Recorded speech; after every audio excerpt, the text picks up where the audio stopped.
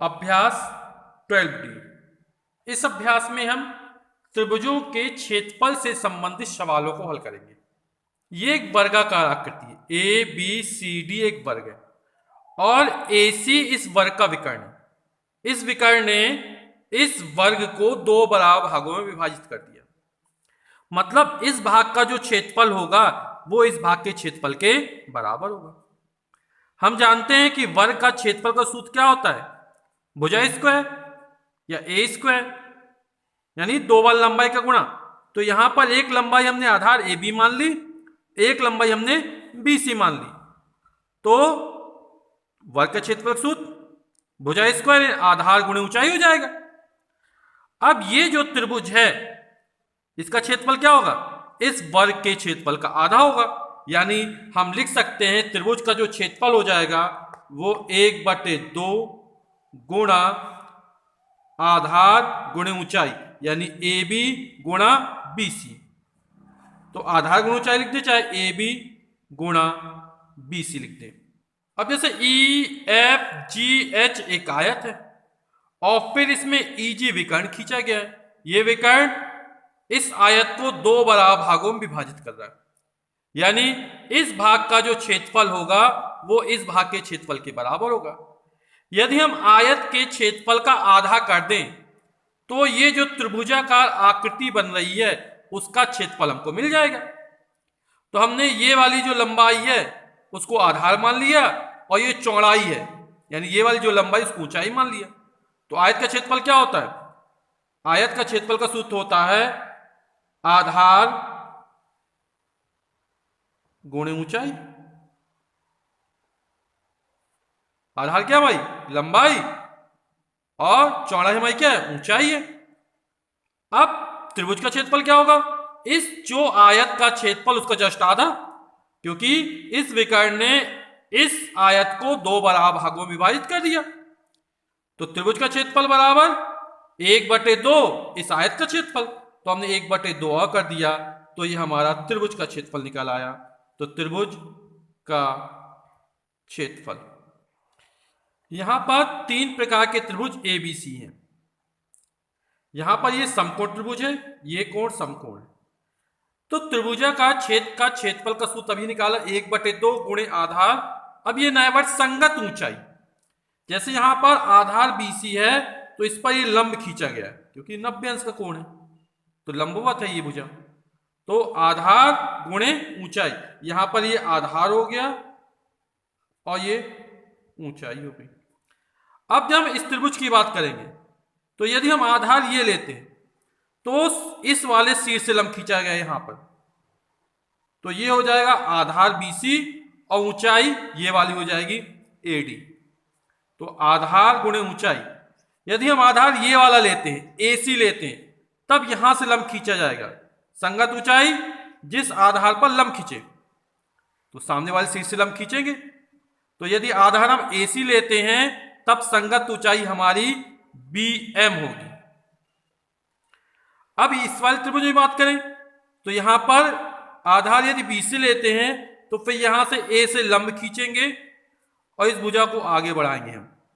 तो यहां पर आधार होगा हमारा BC और संगत ऊंचाई होगी हमारी AD। तो इसलिए त्रिभुजाकार क्षेत्र का क्षेत्रफल बराबर 1/2 आधार गुणे संगत ऊंचाई, मतलब जो ऊंचाई होगी वो आधार पर लंब होगी। पहला प्रश्न है, निम्नांकित सारणी में रिक्त स्थानों की पूर्ति कीजिए। त्रिभुज का आधार, त्रिभुज की ऊंचाई और त्रिभुज का क्षेत्रफल। पहले में हमें दिया है आधार दिया गया है, ऊंचाई दी गई है। तो हम सूत्र जानते हैं कि त्रिभुजाकार क्षेत्र का क्षेत्रफल बराबर 1/2 गुणे आधार गुणे संगत ऊंचाई। तो यहां पर आधार हमें 4.2 दिया गया है, तो 1/2 गुणे 4.2 गुणा, और त्रिभुजा की ऊंचाई है 2.1। यहां पर 2 का भाग इसमें देंगे तो 2 दूनी 4, 2 एकम 2, तो आएगा 2.1 इंटू 2.1। 21 गुणा 21 441 होता है। एक अंक बाद और एक अंक, 2 अंक बाद हो तो 2 अंक बाद दशमलव लगा देंगे, तो 4.41 और ये हमें सेंटीमीटर में दिया गया है, तो जो क्षेत्रफल होगा वो सेंटीमीटर स्क्वायर में होगा, तो 4.41 वर्ग सेंटीमीटर आंसर। तो यहां पर खाली स्थान में आ जाएगा 4.41 वर्ग सेंटीमीटर। फिर हमें दिया गया है त्रिभुज का आधार 10 सेंटीमीटर, ऊंचाई 8 सेंटीमीटर। फिर इसी तरह हल कर लेंगे, तो 10 गुणा 8 80, 80 में 2 का भाग जाएगा, तो ये निकल आएगा 40 वर्ग सेंटीमीटर। अब तीसरे सवाल में हमें त्रिभुज का आधार दिया गया 6.4 और त्रिभुज का क्षेत्रफल दिया गया 12.8 सेंटीमीटर स्क्वायर। हमें ऊंचाई ज्ञात करनी है, तो फिर हम सूत्र लगाएंगे यही वाला, त्रिभुजाकार क्षेत्र का क्षेत्रफल 1 बराबर 1/2 गुणा आधार गुणे संगत ऊंचाई। तो यहां पर क्षेत्रफल 12.8 12.8 बराबर हो जाएगा 1/2 गुणे आधार हमें 6.4 दिया गया है। ऊंचाई हमें ज्ञात करनी है, तो हम इसको x मान लेते हैं। अब संगत ऊंचाई लिखते हैं पूरा पूरा। अब हमें x का मान ज्ञात करना है, ये बटे में 2 ऊपर जाएगा, बराबर क्या है गुणा में है तो अंश में जाएगा, और ये अंश में है तो हर में जाएगा। तो x का जो मान निकलेगा वो हमारा हो जाएगा 12.8 गुणे 2 बटे 6.4। दशमलव दशमलव कैंसिल, 64 दूनी 128, तो 2 बार जाएगा और 2 में 2 का गुणा करेंगे तो हो जाएगा 4, और यहां पर ये हमें सेंटीमीटर में दिया है, तो ये हमारा हो जाएगा 4 सेंटीमीटर। तो ये हमारी जो त्रिभुज की ऊंचाई हो जाएगी वो हो जाएगी 4 सेंटीमीटर। इसी तरह यहां पर त्रिभुज का क्षेत्रफल 36 दिया गया है, आधार 12 दिया गया है, तो यहां पर फिर सूत्र लगाएंगे, तो 36 गुणा 2 बटे 12, तो 36 दूनी 72, 72 में 12 का भाग जाएगा तो 12 छंग 72, तो ये हमारा निकल आएगा 6 सेंटीमीटर। इसी तरह हम और सवाल लगा लेंगे, जैसे ये वाला है, इसमें दिया x सेंटीमीटर आधार है, 2x सेंटीमीटर ऊंचाई है, तो त्रिभुज का क्षेत्रफल होता है बराबर 1/2 गुणा आधार गुणे ऊंचाई। 2 से 2 कैंसिल, x गुणा x तो हो जाएगा ये x स्क्वायर वर्ग सेंटीमीटर आंसर।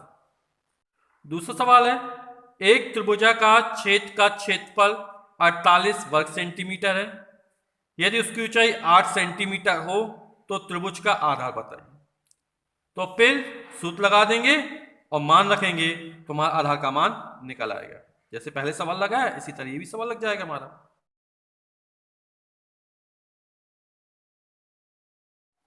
अगला सवाल तीसरा, एक त्रिभुज का आधार 5 सेंटीमीटर, यानी आधार की लंबाई 5 सेंटीमीटर हो गई। यदि त्रिभुज की ऊंचाई आधार से दुगनी है, जो ऊंचाई है वो आधार से दुगनी है, तो आधार हमारा कितना है 5 सेंटीमीटर है, तो लिखेंगे त्रिभुज की ऊंचाई बराबर 2 गुणा 5 बराबर 10 सेंटीमीटर, यानी त्रिभुज की ऊंचाई 10 सेंटीमीटर है और आधार 5 सेंटीमीटर हो गया। तो त्रिभुज से घिरे क्षेत्र का क्षेत्रफल ज्ञात कीजिए। तो लिखेंगे त्रिभुज से घिरे क्षेत्र का क्षेत्रफल बराबर 1/2 गुणे आधार गुणे ऊंचाई। आधार हमारा है 5 सेंटीमीटर, ऊंचाई हमारी 10 सेंटीमीटर, 2 एक कम 2, 2 पंचे 10, 5 बार जाएगा, 5 में 5 का गुणा करेंगे तो आ जाएगा 25 वर्ग सेंटीमीटर आंसर। क्वेश्चन नंबर चौथा, निम्नांकित त्रिभुजाकार क्षेत्रों के क्षेत्रफल वर्ग मीटर में ज्ञात कीजिए जबकि उनके आधार और संगत ऊंचाई ज्ञात है। तो यहां पर आधार 15 सेंटीमीटर दिया गया है, ऊंचाई 8 सेंटीमीटर दी गई है, और हमें जो क्षेत्रफल ज्ञात करना वो वर्ग मीटर में ज्ञात करना है। तो हम क्या करते हैं, सेंटीमीटर को मीटर बदल लेते हैं, और यहां पर भी सेंटीमीटर को मीटर बदल लेते हैं। तो आधार की लंबाई 15 सेंटीमीटर दी गई है, इसको मीटर बदल लेंगे। हम जानते हैं 1 मीटर बराबर 100 सेंटीमीटर, तो 1 सेंटीमीटर बराबर 1/100 मीटर, यानी हम इसमें 100 का भाग कर दें तो हमारा सेंटीमीटर किसमें बदल जाएगा, मीटर में, तो हो जाएगा 15/100, तो ये हो गया मीटर में। तो 15 में 100 का भाग दे, 1 2 0 2 अंक का दशमलव लग जाएगा, तो हो जाएगा 0.15 मीटर। इस तरह 8 सेंटीमीटर है तो 8/100 मीटर।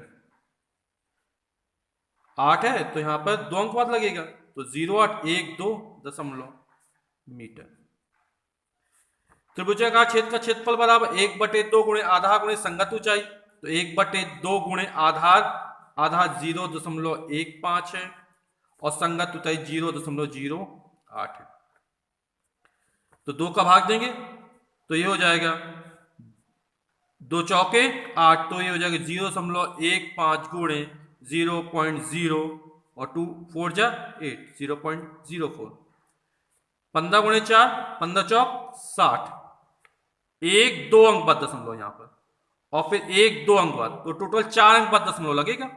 2 अंक किसके, 2 अंक किसके, तो 1 2 3 4 दशमलव यहाँ पर लग जाएगा, तो ये हो जाएगा इतने वर्ग मीटर। तो आंसर हो 0.0060 वर्ग मीटर त्रिभुजाकार छेद का क्षेत्रफल। फिर सेकंड में आधार 7.5 सेंटीमीटर दिया है, इसको फिर मीटर बदल देंगे। ऊंचाई 4 सेंटीमीटर देगी, इसको मीटर बदल देंगे और हल कर देंगे। यहां पे आधार मीटर में दिया गया, ऊंचाई मीटर में दी गई, इसमें बदलने की जरूरत नहीं है क्योंकि हमें क्षेत्रफल किसमें चाहिए, वर्ग मीटर में चाहिए। और इसी तरह इसको हल कर लेंगे पहले जैसे, सेंटीमीटर को किसमें बदल लेंगे, मीटर में। पांचवा सवाल, निम्नांकित त्रिभुजों से घिरे क्षेत्रों के क्षेत्रफल ज्ञात कीजिए। तो इस वाले त्रिभुज को हम देखें तो यहां पर ये लंब दी गए, ये दिया गया, ये दिया। इस वाले त्रिभुज को हम देखें तो यहां पर ये 90 अंश का कोण बन रहा है। या तुम इसको आधार मान ले तो ये ऊंचाई हो जाएगी, और यदि इसको आधार मानते तो ये ऊंचाई हो जाएगी। तो त्रिभुज का क्षेत्रफल बराबर 1/2 गुणे आधार गुणे संगत ऊंचाई, तो ये हो जाएगा त्रिभुज का क्षेत्रफल बराबर 1/2 गुणे आधार, आधार हमने इसको मान लिया 6 गुणे संगत ऊंचाई, तो ये हो जाएगी हमारी 8। तो इसको हल कर लेंगे तो 8 संग 48, 48 में 2 का भाग करेंगे तो आ जाएगा 24 वर्ग सेंटीमीटर। अब हम इस आकृति को देखें तो यहां पर 2 त्रिभुज नजर आ रहे हैं। इन दोनों त्रिभुजों का अलग अलग क्षेत्रफल निकाल के जोड़ सकते हैं। जैसे ये एक समकोण त्रिभुज है, आधार 12.5 सेंटीमीटर, ऊंचाई 8 सेंटीमीटर, और जो निकलेगा दूसरा भी इसी तरह का है, तो 2 का गुणा कर देंगे, आंसर निकल आएगा। या फिर ये हमें आधार पूरा मान ले और ये संगत ऊंचाई हो जाएगी, क्योंकि ये क्या है, लंब डला है, 90 अंश का कोण है ये।